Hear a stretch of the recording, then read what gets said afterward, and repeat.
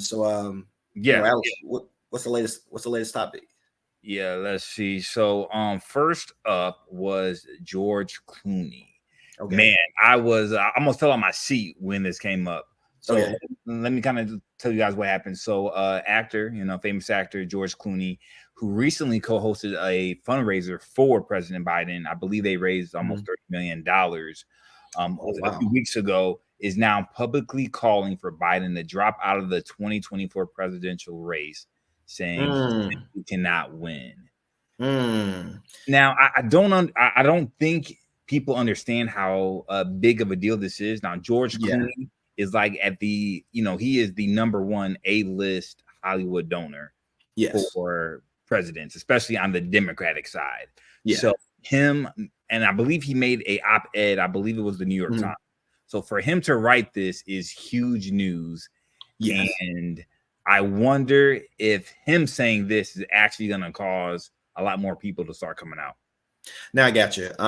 Because recently I was looking into this and I did see that there, especially even on The View, like because the problem is we need more people like George Clooney saying this, because I don't know, because following the debate, it seemed like everyone was down for telling Biden to step down, but recently over like the last week or two, some people have kind of fallen right back into their own old patterns, and you got a lot of celebrities like Whoopi Goldberg and Joy Reid saying things like, "I'll vote for Biden if he's in a coma," and even if he pooped in his pants. Especially even if he poops in his pants and so forth.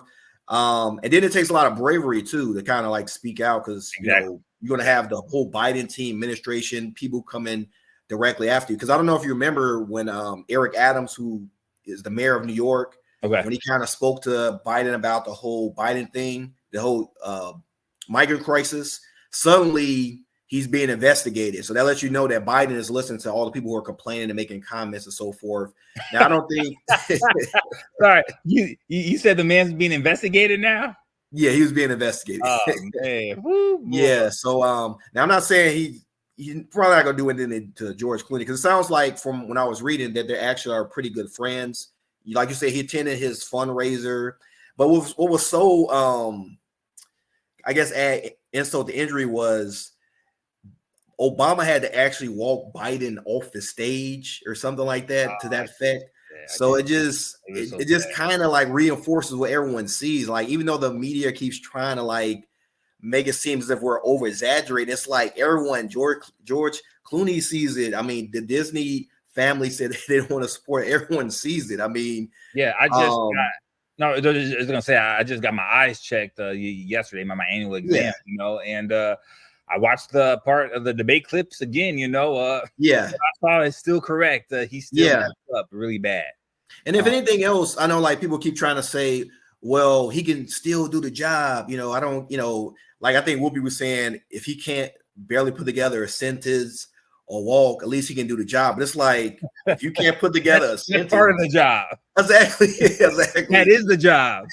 Exactly. But let's say even that, I mean, we got what, maybe 300-some million people in this country. You mean tell me there's nobody else that can talk and is coherent and actually, we can put in place that would be actually attractive? I mean, that's the biggest thing about this, Real quick, I was just going to mention some quotes from the article that I thought were really interesting. Yeah. So he said, it's devastating to say, but Joe Biden, I was with 3 weeks ago at the fundraiser, was not the Joe Biden of 2010. He wasn't even the Joe Biden of 2020. He was the same man we all witnessed at the debate. And then he also says, party leaders need to stop telling us that 51 people didn't see what we just saw. No, I agree. It's unanimous. I mean, like I said, when Van Jones, who's like saying things like, "Oh, I really love the man. That's a good man." He is just saying things like, "That wasn't it." I mean, I don't know, because you're talking about top people who are completely loyal to like the Democrats, man. Like when it affects them, something is wrong. I mean, it's not like like he tried to say it's like a one-off interview. Potentially going to do another one. I don't think they're going to do another debate. It doesn't really seem like it. So So news just came in maybe like an hour ago. He's doing another interview with NBC this time on Monday. So it's gonna be a really interesting week. So tomorrow is the NATO summit. So get to see. So this is his first big boy press conference. Gotcha.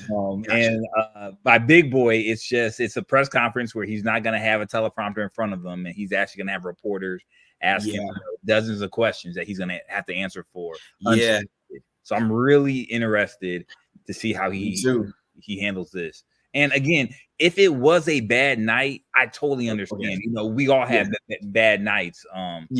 But you know, it seems like every single time I see him, he is messing up. He doesn't really know what he's talking. It just looks worse and worse. He looks lost, partially freezing, his mouth always open. It just looks, you know. And again, I actually feel bad for the man. Like I really exactly. Like we said, like no one is expecting you at 81 years old to be as sharp as you were when you were 40 or 50. It's nothing you can do. It's really nothing you can do. Yeah. I mean, I understand he wants to fight it. I'm sure at some point when we get that age, we'll probably know exactly how it kind of feels. You know, you don't like you mentioned before, you don't want to lose your independence, but it is what it is. I mean, you're just not the same as you were when you're in your 20s, 30s. It's not the same. Of course. And so, one more quote that I saw that was interesting. He said, "This isn't only my opinion. This is the opinion of every senator and Congress member and governor that I've spoken with in private, every single one, irrespective of what he or she is saying publicly." So that's what's so confusing. You know, I'm looking at interviews. I think Chuck Schumer was on yesterday, even Nancy Pelosi. You know, I stand by Joe. You know, he's the nominee. But then I hear everyone keeps on saying me, but this is not what they're saying publicly. Everyone behind the scenes in their group chats are saying they want him to step down. If you guys want the man to step down, we have to say it publicly. Otherwise, he's just going to continue. Yeah. This is when people have chosen their career over the country for the most part. Even AOC, she now she's trying to say, "Oh, I stand by Biden." It just, I don't know, it's just very disappointing. It's like people you thought would speak out, they're not speaking out. They're just, like you said, behind the scenes, they probably know he shouldn't do it, but they care more about their career than actually trying to win the election. So they're just gonna wind up with a big L in November, but that's on them. I mean, then it really gonna be.